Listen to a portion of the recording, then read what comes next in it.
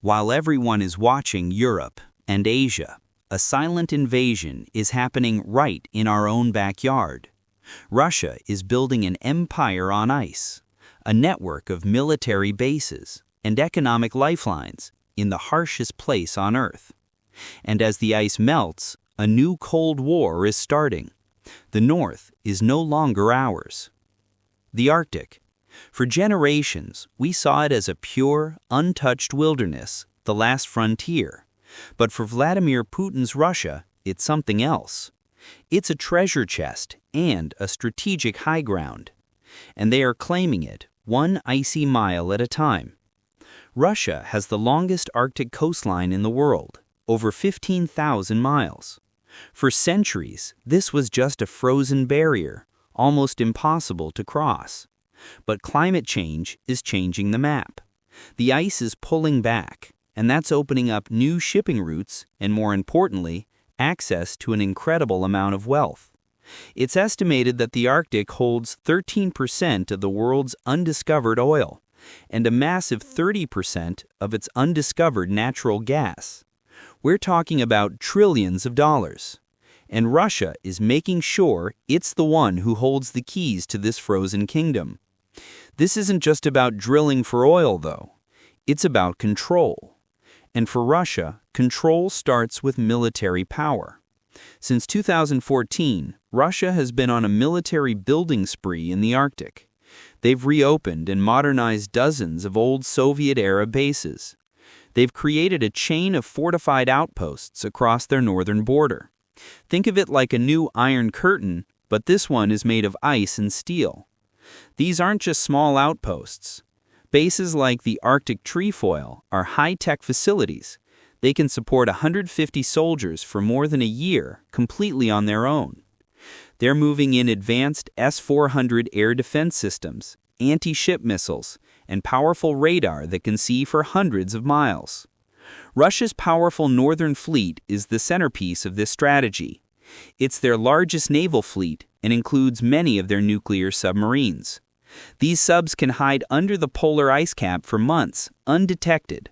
A quiet, deadly threat right on North America's doorstep. But Russia's plan is also about money. They want to create a new economic highway for the world, a highway that they control.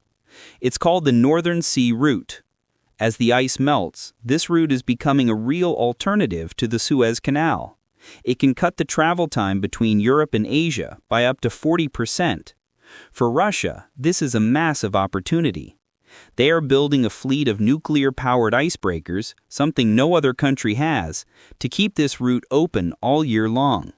They see it as their new Suez Canal, a global trade route that will bring in billions of dollars and give them huge influence. And this is where the problem starts for Canada and the United States. Russia is starting to act like it owns the Northern Sea Route.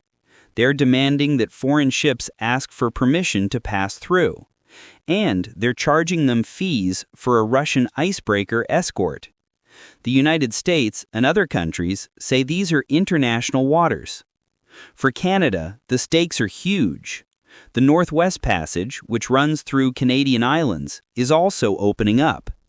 If Russia can claim control of its route, what stops them from challenging Canada's claim to its own northern waters? And what about the U.S.? Because of Alaska, America is also an Arctic nation. For decades, the region was peaceful, a low-tension area. That has completely changed. The Pentagon now sees the Arctic as a potential zone of conflict. NORAD, the Joint U.S.-Canadian Defense Command, has seen a huge increase in Russian military planes flying near North American airspace. American and Canadian fighter jets have to scramble, again and again, to intercept Russian bombers testing their defenses. In response, the U.S. is boosting its own military presence. They're reactivating Army divisions in Alaska and sending advanced F-35 fighter jets. Military exercises with Canada and other NATO allies in the Arctic are now bigger and more frequent. So, what does all this mean? We are watching Russia execute a long-term plan to dominate the Arctic. It's a strategy that uses climate change to its advantage. It combines military power with economic goals. This isn't some faraway political game. This is happening in our hemisphere. The silent invasion of the Arctic is a direct challenge to the security and the sovereignty of both Canada and the United States. It's a slow-motion takeover of a region that holds the key to our future. The real question is, as the ice keeps melting, are we prepared for what is being uncovered? The future of the Arctic is being decided right now. It's a story of power, resources, and a changing world. If you want to stay informed about the huge geopolitical shifts happening right under our noses, then make sure you subscribe to this channel. And hit that notification bell. We'll be keeping a close watch on this new Cold War in the North.